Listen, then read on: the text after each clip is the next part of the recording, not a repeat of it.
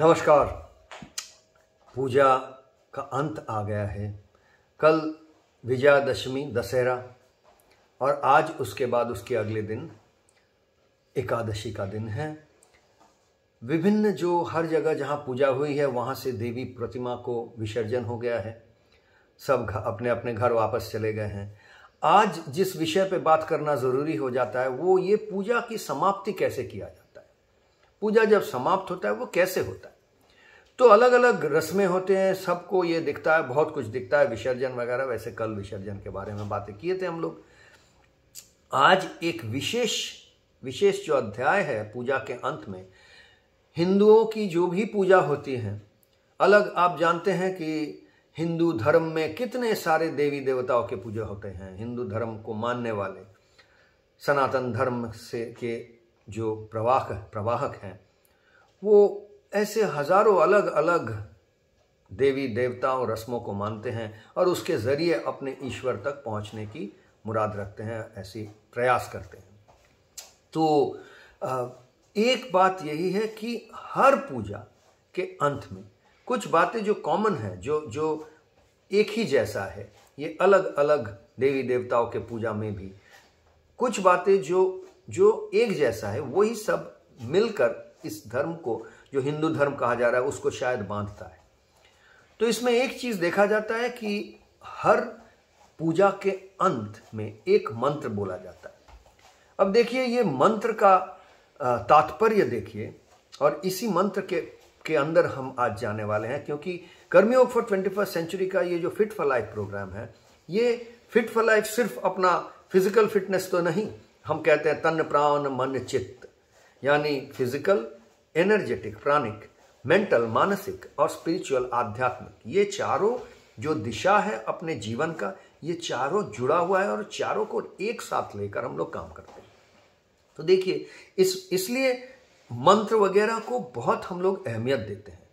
और मंत्र, क्योंकि ये मंत्र ही वो है जो जब हम शरीर को लेकर काम कर रहे हैं तब एनर्जी को संचालित करने के लिए मन को नियंत्रण में रखना जरूरी होता है, और मन को नियंत्रण रखने के लिए ये मंत्र काम में देती है और बहुत बहुत उपयोगी है।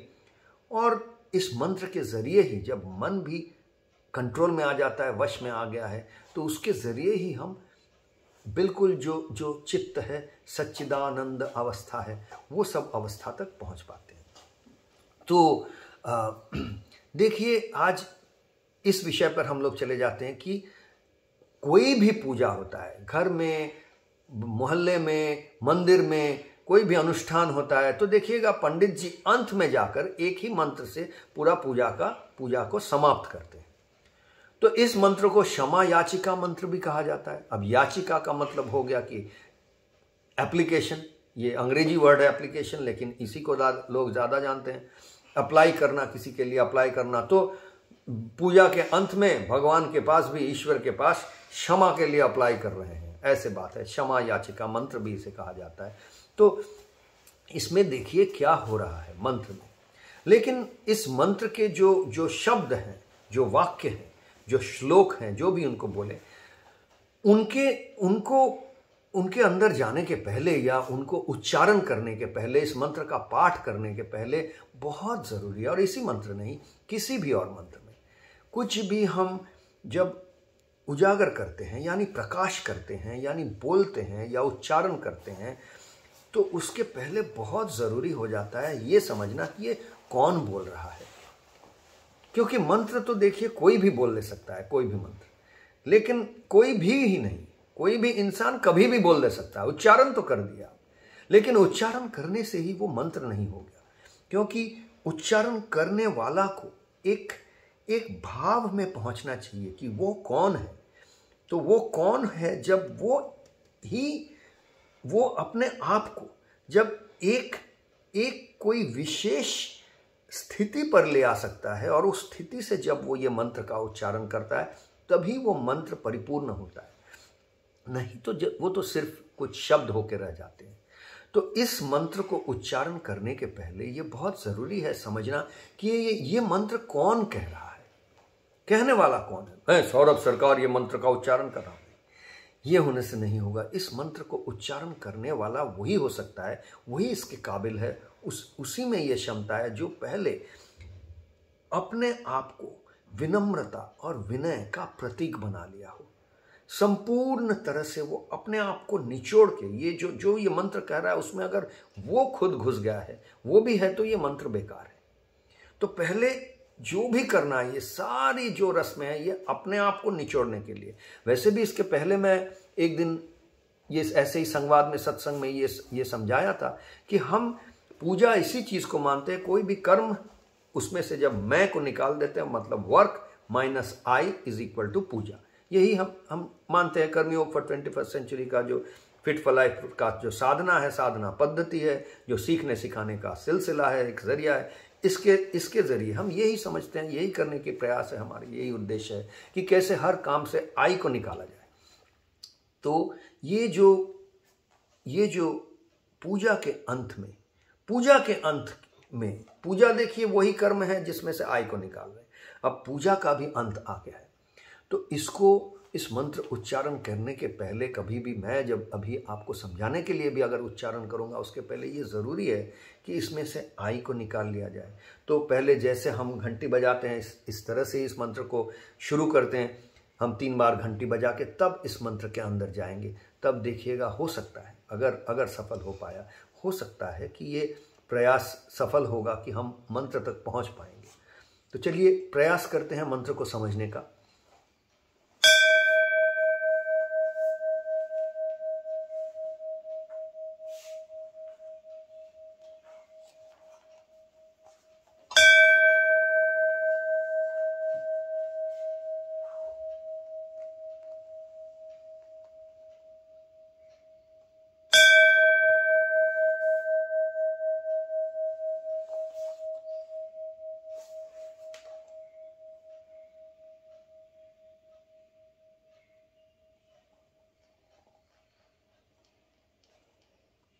आवाहनम न जानामि नैव जनामि पूजनम, ये मंत्र का पहला लाइन है।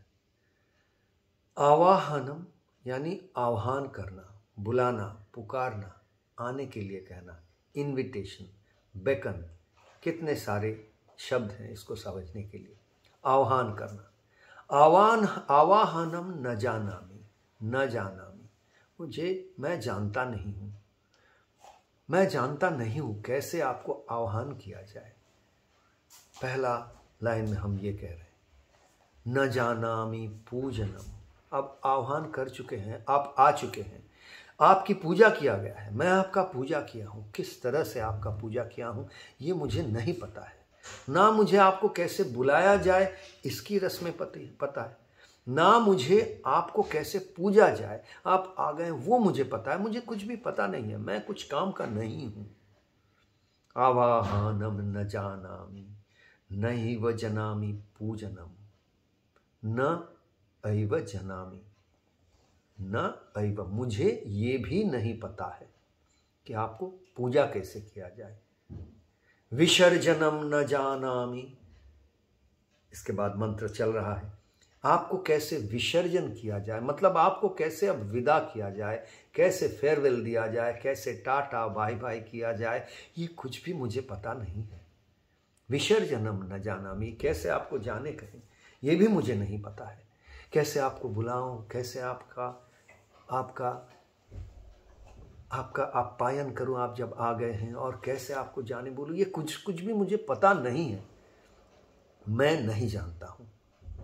आवाहनम न जानामि नैव जनामि पूजनम, विसर्जनम न जानामि खमस्य मोहि देवताम। अब ये खमस्य मतलब क्षमा कर, तो क्षमा मांगा जा रहा है। क्षमा, मैं क्षमा प्रार्थी हूँ, क्षमा मांगा नहीं जाता है, क्षमा प्रार्थी हूँ, मतलब अपना स्थिति को दर्शाया जाता है। ये नहीं बोलता मुझे क्षमा कर दो, क्षमा, खमस्य, इतना ही कहा जा रहा है। देखिए हम लोग हिंदी वगैरह दूसरे या बंगला या कोई भी शब्द भाषा में बोलते हैं तो बोलते हैं ए क्षमा कर दो, ये क्षमा कर दो, एक ऑर्डर है, वो नहीं। खमस्य सिर्फ अपना एक जो स्थिति है कि मैं क्षमा प्रार्थी हूँ। अपना स्थिति को आप प्रकाश कर रहे हैं कि मैं क्षमा प्रार्थी हूँ। ये नहीं कि आप क्षमा कर दो, आप क्षमा कर दो मतलब एक ऑर्डर हो जाएगा। तो क्षमा कभी किसी को क्षमा करने का ऑर्डर नहीं दे सकते हैं, किसी को क्षमा करने के लिए किसी को बोल नहीं सकते हैं, क्षमा करने के लिए किसी को सजेशन नहीं दे सकते हैं, किसी को रिक्वेस्ट भी नहीं कर सकते हैं। क्षमा मैं सिर्फ अपने बारे में ये कह सकता हूँ कि बस मैं अभी क्षमा प्रार्थी के बिना मैं वो हो गया हूँ और कोई नहीं हूँ। मैं अपने बारे में कह सकता हूँ कि मैं प्रार्थी हूँ, आप करो ना करो ये आपके ऊपर है। तो क्षमस्य सर्वदेवताम ये कहा जाता है। हम इसको क्योंकि कर्मयोग फॉर 21st सेंचुरी में हम इष्ट को बहुत प्राधान्य देते हैं। हर किसी का अपना देवता, हर मुहूर्त वो अपना सिद्धांत ले कि कौन उनका देवता है, देवी है, तो मोहि देवता हम लोग इसको बना देते हैं। तो हम लोग कहते हैं कि आवाहनम न जानामि नैव जनामि पूजनम विसर्जनम न जानामि क्षमस्य मोहि देवताम। देखिए ये पहला पार्ट हो गया, पहला सेक्शन हो गया इस मंत्र का। अब अगला सेक्शन में ये और भी मूल्यवान हो जाता है, हमें और कहाँ ले जाता है। देखिए कहा जाता है मंत्रहीनम क्रियाहीनम भक्तिहीनम सनातनी। मंत्रहीनम, क्यों मंत्रहीनम कहा जा रहा है? क्योंकि ये बोला जा रहा है कि मेरे पास कोई मंत्र नहीं है, मंत्रहीन हो गया हूं मैं तुम्हें पुकारने के लिए, तुम्हें पूजा करने के लिए, तुम्हें विदा देने के लिए कोई भी मंत्र मेरे पास है नहीं। जो भी है वो तुम उसके उस पार हो, तुमको उस मंत्र से ही तुम तक नहीं पहुंच सकते हैं, तुम सब हर चीज के उस पार हो। मंत्रहीनम क्रियाहीनम, जो भी मैं क्रिया कर्म किया हूं पूजा में, इतना सारा रस्में ये वो मूर्ति बिठा के तुम्हारे साथ इतना क्रिया कर्म आरती वगैरह नम पत्रिका कितना कुछ, उसको प्राण प्रतिष्ठा, ये सारा क्रिया कर्म जो किया हूं क्रियाहीनम। आज कह रहा हूं कि क्रियाहीनम, मेरे पास ये सारे कुछ क्रियाएं हैं नहीं। क्रियाहीनम भक्तिहीनम, मंत्र नहीं है, क्रिया नहीं है, लगता है भक्ति तो है, लेकिन भक्ति को भी विसर्जन कर दिए। बोले भक्तिहीनम, मेरे पास उतना भक्ति है नहीं। क्या है, मैं कौन हूं, मेरे पास क्या होगा, कितना भक्ति हो सकता है तुम तक पहुंच के लेंगे, तुम तो ये सब के उस पार हो। मंत्रहीनम क्रियाहीनम भक्तिहीनम, सुरेश्वरी वैसे कहा जाता है इसमें, जो ट्रेडिशनली परंपरागत से आया है उसमें बोला जाता है मंत्रहीनम क्रियाहीनम भक्तिहीनम सुरेश्वरी। हम लोग इसको मंत्रहीनम क्रियाहीनम भक्तिहीनम सनातनी बना देते हैं सुरेश्वरी को, क्योंकि सनातन के अंदर सारा गुण समाया हुआ है। वैसे सुरेश्वरी कोई देवी देवताओं की पूजा जब किया जाता है उसके अंत में लगाया जाता है, शायद वहीं से आ रहा था। तो हम लोग इसको इस तरह से व्यवहार करते हैं, मंत्रहीनम क्रियाहीनम भक्तिहीनम सनातनी यत् पूजितम मयो देवी तदात्मानम नमस्तुते। यानी यथ पूजितम मतलब जिस तरह से भी मैं पूजा हूं, जो भी किया हूं, भाई तुम तो ये सब के उस पार हो, मैं ये सब लेकर कैसे तुम तक पहुंचूं, पॉसिबल नहीं है, संभव नहीं है, तुम तो ये सब के उस पार हो। तो इसलिए जो भी कर दिया हूं, जैसा भी जो भी किया हूं, यथ पूजितम मयो देवी, जैसे भी पूजा किया हूं, जैसे मैं कर पाया, तदात्मानम नमस्तुते, वो सारा को लेकर यही कर रहा हूं कि तदात्मानम, तुम्हारा जो आत्मा है, तुम्हारा जो मूर्त रूप है वो नहीं, तुम्हारा जो आत्मा है, आत्मा यानी जिसमें कोई रूप नहीं है, जो निराकार है, जो निर्गुण है, तदात्मानम नमस्तुते, उसी को मैं नमन कर रहा हूं, उसके आगे मैं झुक रहा हूं। तो देखिए पूरा बात झुकने पे आ जाता है, विनम्रता पे आ जाता है, विनय पे आ जाता है। तो इसलिए इस मंत्र को पाठ करने के पहले बहुत ज़रूरी है कि आप उस जगह पे पहुंच जाइए बिल्कुल जहां आप अपने आप को निकाल लिए हैं इस मंत्र से भी, जो आप करने वाले हैं, जो आप कर रहे हैं उससे आपका मैंपन खत्म हो गया है, तभी इस मंत्र का आप उच्चारण कर सकते हैं और इस मंत्र से लाभ मिल सकता है। और इसी मंत्र से इसलिए हर पूजा को ख़त्म किया जाता है, समाप्त किया जाता है।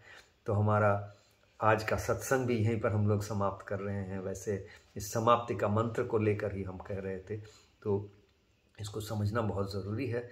इस मंत्र को अपने अंदर समा के आप उच्चारण करें या ना करें, करना तो चाहिए। हम लोग हमेशा कहते हैं कि ऐसे मंत्र को उच्चारण करें जब भी कोई भी काम कर रहे हैं उसके अंत पर, सिर्फ पूजा नहीं, कोई भी काम कर रहे हैं उसके अंत पर इस मंत्र का उच्चारण करें। वैसे देखिए कोई इवेंट होता है, अनुष्ठान होता है, वहाँ पे वोट ऑफ थैंक्स वगैरह होता है, ऐसी चीज़ें बोली जाती है कि क्षमा कर दीजिएगा, कोई गलती हो गया हमसे तो क्षमा कर दीजिएगा वगैरह वगैरह, ऐसे बातें लोग अक्सर करते हैं। किसी को भी घर पे बुलाए तो आप उनके, वो जब जा रहे हैं पूरा अनुष्ठान खत्म हो गया तो ये कह सकते हैं कि आपको कैसे इनवाइट किया, उसमें कुछ गलतियां हो गई, मुझे तो पता नहीं, आप आए, आपको कैसे आपको देखभाल किया ये भी मुझे पता नहीं, गलती हो गई होगी, आप अब जा रहे हैं भाई, हमको कैसे आपको विदा करूं ये भी मुझे, हमारे पास शब्द नहीं है। तो ये कह के अगर उनको विदा करते हैं, क्षमा कर दीजिएगा, तो देखिए आपका विनय, आपका विनम्रता सब पे भा जाएगा और उसी से आप जो कर्म में लगे थे वो कर्म परिपूर्ण होगा, संपन्न हो, परिपूर्ण तरह से संपन्न होगा। तो आज के लिए इतना ही दोस्तों, नमस्कार।